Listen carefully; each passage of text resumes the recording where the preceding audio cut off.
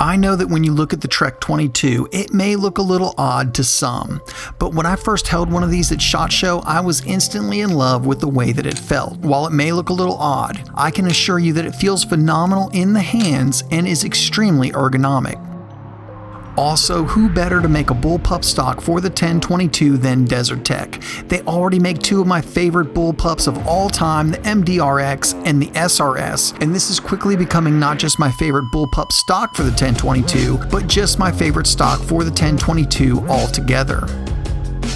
This allows you to take the 1022, one of the most popular guns of all time, and put it in a stock that will make it more compact, far more modern, and give it superior ergonomics and features that most traditional 1022s just don't have. The compact size alone is a huge reason to look at the Trek 22. By utilizing the bullpup design, Desert Tech trims a significant amount of length off of a traditional 1022. This can be seen by comparing the Trek 22 to just the traditional stock of a 1022. They're the same size, and the traditional stock would usually have about 10 inches of barrel coming out the front. That's a very significant size savings. I like what Desert Tech has done here a lot. They knew it would be hard to design a 22 better than the 1022, so instead they just designed a stock that redefined an already great platform, making it modern and relevant for a whole new generation of shooters. I immediately want to point out that the Trek 22 has a very solid quality feel. Sometimes when you add aftermarket stocks to a 1022, they don't always feel like they work well together. Kind of like you have a gun and a separate accessory that are trying to work together, but that is not the feeling of the Trek 22. You feel like you have a very solid gun, almost like they were built together, and this is the way it was originally intended to be. One of the things that makes this 22 bullpup stock more secure, giving the shooter a more solid feeling gun, is Desert Tech has designed it with two of the screws that hold the stock together going right through the receiver of the 1022. This basically makes the stock and the gun itself one piece and greatly adds to the rigidity. Keep in mind, like all bullpups, the actual trigger is in the rear in the buttstock, and the trigger that you are pulling is connected to a transfer bar that activates the real trigger. Now, I did install a Ruger BX trigger into my 1022. This is an aftermarket lighter weight trigger, and with that little upgrade, this trigger feels very good and is pulling at just under 3 pounds. This also gives us another opportunity to see how much size you can save with the bullpup design. This is the Trek 22 opened up with the transfer bar, and if I took this 1022 stock and place it where the transfer bar ends, you can see how much length you save with the Trek 22 design. One of my favorite things about this stock is its ability to accept modern accessories. With its full-length pick rail up top for optics and M-LOK at 3, 6, and 9 o'clock, you can really accessorize this however you want, and I took full advantage of that.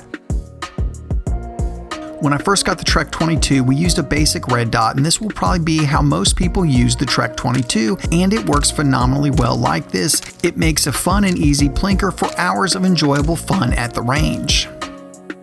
Then I got the flat dark earth one in, and this is a good time to note that you can actually get the Trek 22 in flat dark earth, gray, and OD green. I switched the setup over to an LPVO and was able to stretch its legs a little bit.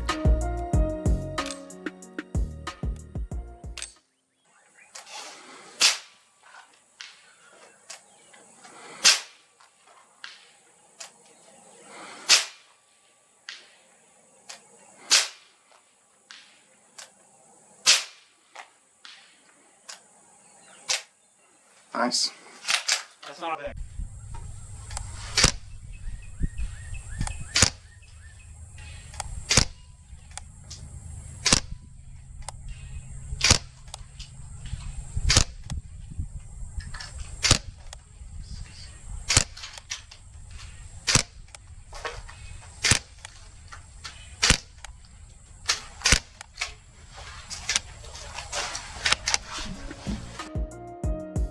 One of the great things about the 1022 is it is so modular and it will be as accurate as the barrel you put in it. I just have a stock Ruger barrel in mine, but we were able to stretch it out pretty well. I may switch this out for a better aftermarket barrel in the future to see what kind of accuracy I can really squeeze out of this setup, but I am very happy with the performance I'm getting out of it like it is. Then I kind of went off the deep end a little bit and kind of have this set up as my nighttime plinker.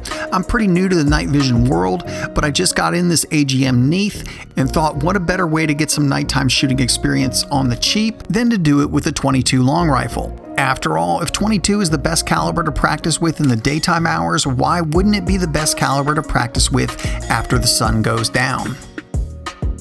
So now I have this set up with the Neath on top, an IR floodlight on the side so I can shoot a little farther in the dark, and on the bottom I have a section of pick rail for a bipod and a section of Arca for my tripod. Not sure how much more adaptable you could make a .22 long rifle. I think the grip is one of the things that some people find slightly odd looking, but I assure you that it feels great. Desert Tech has also included the slight indentation at the top of the gun for your thumb, further adding to the positive feel. And while it may look odd to some, after the first couple rounds, I assure you this isn't anything you will ever think about again. I love the way this whole gun feels when shooting. Desert Tech has included storage for two 10-round magazines in the stock, so if you are using this for a survival rifle, it is nice to know that you can have an additional 20 rounds on board at all times. You still use the safety, mag release, and charging handle from your stock Ruger 10/22, and now with the placement of it, I do find it kind of convenient to work the bolt with the back of my strong hand. Barrel length is something you need to keep in mind. I always shoot suppressed, so I have plenty of length to clear the stock with the suppressor attached on this 16-inch barrel, but keep in mind you will need an 18-inch or 16-inch with a pretty significant muzzle brake to clear the stock. I know I heard some comments on social media when I posted pictures of the stock regarding concerns about cleaning. Once you put this together and take it apart once or twice, you can do it easily in under 10 minutes. I might be able to do it in under 5 minutes. Either way, I guarantee you will spend more time cleaning and reassembling your 10/22 itself than you will the Trek 22 stock. One thing I will point out, I like to go to a table, lay out a towel or something, and remove all the screws and leave them oriented where they go back because some are different lengths. Then grab the gun itself and clean it somewhere else. Once that's done, go back to the stock, put the gun in it, and reassemble with all the screws laid out where they go. Just a tip and the easiest way that I've found to do it. Also, the instructions are really well done, making assembly very easy, and they have actual screw sizes and where they go, so you may want to keep these around in case you do get mixed up where the screws go. I love the Trek 22. It basically redefines the 10/22, giving it a new life. Now it makes it far more appealing to me, the stock feels great, and it's more compact. You could use this for so many things, bug out gun to a trainer, truck gun, or just a gun to plink with on the weekends. And what kid wouldn't want to shoot this? It would of course be a great way to get kids more involved in shooting sports. I like what Desert Tech has done here a lot. They knew it would be hard to design a .22 better than the 10/22, so instead they just designed a stock that redefined an already great platform. I'm a huge fan of this gun, and you'll be seeing more of it on the channel very soon. Guys, as always, thank you so much for watching.